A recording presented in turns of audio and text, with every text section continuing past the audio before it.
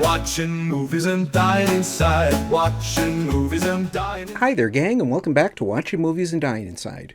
Today we're going to be looking at 2018's Blackbird, written, directed, and starring Michael Flatley. So when I say this was released in 2018, what I mean is it premiered in 2018, but it didn't get a actual release until 2022. And even then, I'm kind of being generous when I say, actual release, it was pretty limited. So as I mentioned, the film is written, directed, and stars Michael Flatley. And if you don't know who he is, he's a dancer, a really good dancer. So much so, he was known as the Lord of the Dance. As I understand it, this is his first time writing and directing a film, and also acting. In any case, I guess we're going to dive on in and hope for the best. Watching movies and dying inside.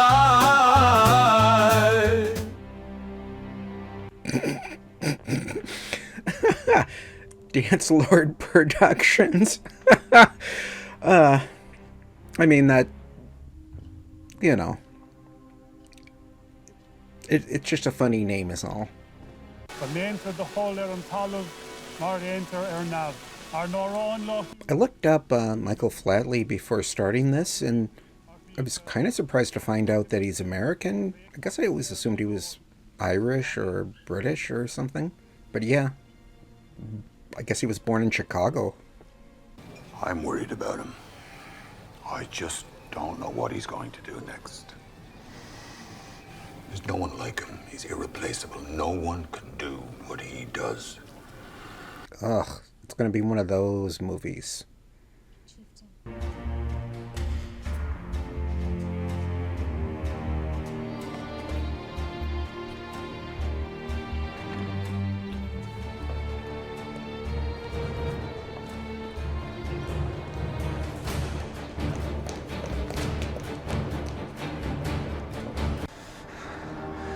I'd rather die. With pleasure.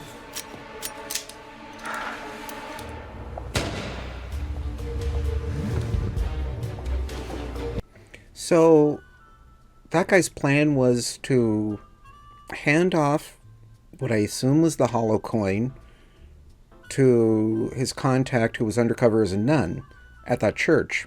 But he didn't have an exit strategy plan after that because he ran to a locked door.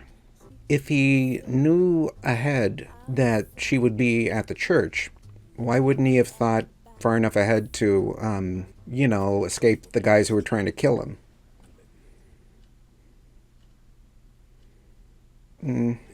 Great crowd tonight, Victor. I must say, you're looking very handsome. Ready? Come and have a few drinks with us. Let go a little.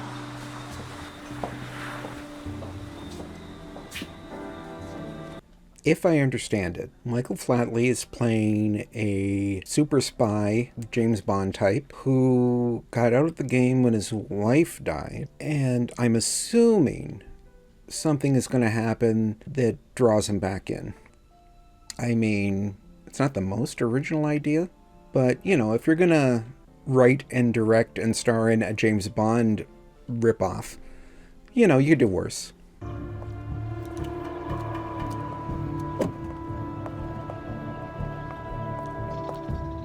Oh, hey, it's Eric Roberts.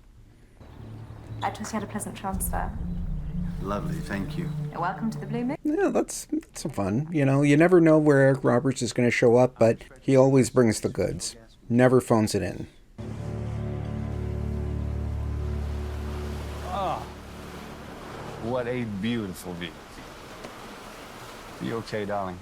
This place is fabulous. This is a good-looking movie. The locations are good. They're well shot. It's just very generic and very slow. This movie is like an hour and 25 minutes, which is really short. But still, it's like I'm looking at it, seeing we're like a half an hour in, and it doesn't feel like anything has happened. And they keep talking about how Victor, the Michael Flatley character, was out of the game or something, and I assume something's going to drag him back in. But I just don't care about any of these characters. They're just not interesting. They're very generic. Just in from London. Notice anything in particular? Well, I think it's immediately apparent they all have the same ring. That's correct. What does the ring mean? The ring is a symbol representing a secret society of war criminals.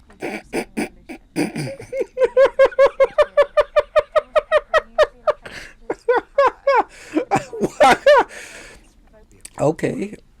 He was on the phone with someone and it seemed slightly ominous. But I guess apparently Eric Roberts is part of this secret society of war criminals. So, okay. This movie was losing me, but I really hope we get more silliness like that, because that came out of nowhere.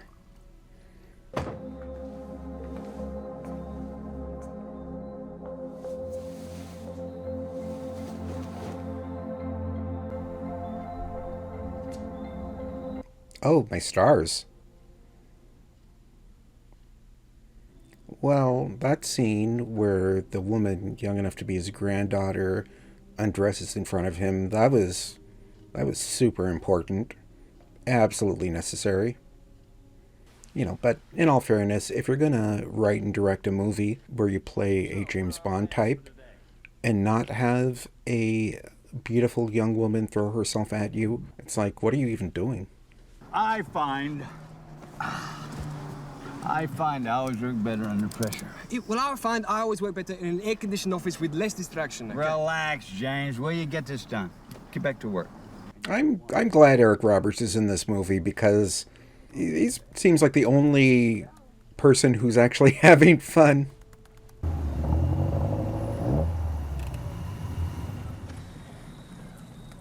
Thank you for today. You know what? I'll say this about Michael Flatley. He might have a humongous head and super thick eyebrows, but the man wears a hat well. As someone who has a larger than average head, it's hard to find one that looks good, much less fits. So, you know, I can respect that. Nick, about Blake, he was right. What do you mean? Look, I found this in his briefcase. This holds the formula. It can kill millions of people.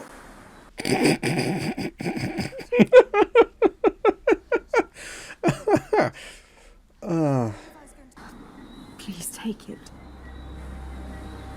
You know, this movie, it starts to lose me, and then there's some ridiculous thing out of nowhere. What you did was the bravest thing any man could do under the circumstances, but you can't let it ruin the rest of your life. You can't just hide from the world. I wish they'd explain exactly what his deal is, because I didn't even know that it wasn't his wife that died. I mean, I'm just piecing it together. He was like a spy who got out of the game, but he was like a super spy. He wanted to get married to this woman who was murdered, and that's why he's out. I don't trust her. She's a liability. Keep an eye on that Blackley guy. He's dangerous. Where's your fiance? Does that really matter right now? So that young woman, who could be Michael Flatley's granddaughter, was so into him that when she caught him kissing this woman he knew, she told Eric Roberts, who's part of a secret society of war criminals. Why exactly? I mean, I guess he had to find out somehow. So yeah, that character doesn't make a whole lot of sense. I guess you're not supposed to think about it too much. You're turning a war into profit. Do you think I'm a bad guy? Or am I just?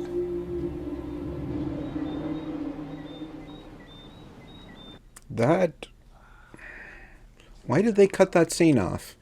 Eric Roberts is the best actor in this film.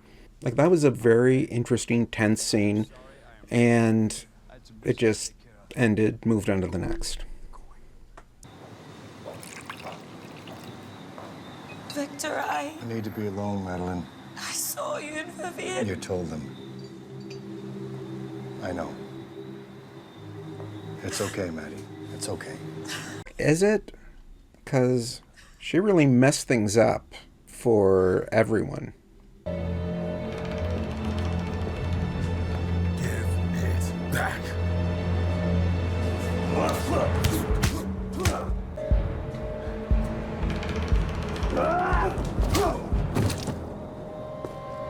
Oh. God, did he kill him? Okay, he knocked down and murdered that giant muscle-bound guy half his age with relative ease. I guess when you're writing your own movie, you could pretty much do whatever you want.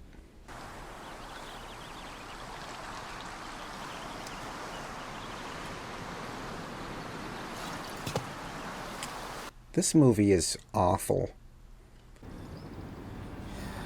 You know where they are? Do you know where they are?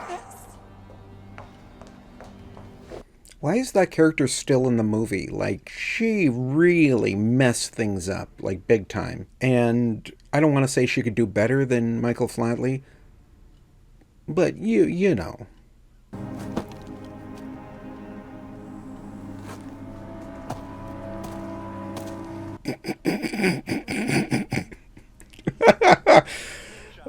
Yeah, he looks really tough. You know, that perfectly placed amount of blood on his shirt and face, and his hair tousled just so. Yeah, this guy's tough. You do realize you're gonna die. Shall we dance?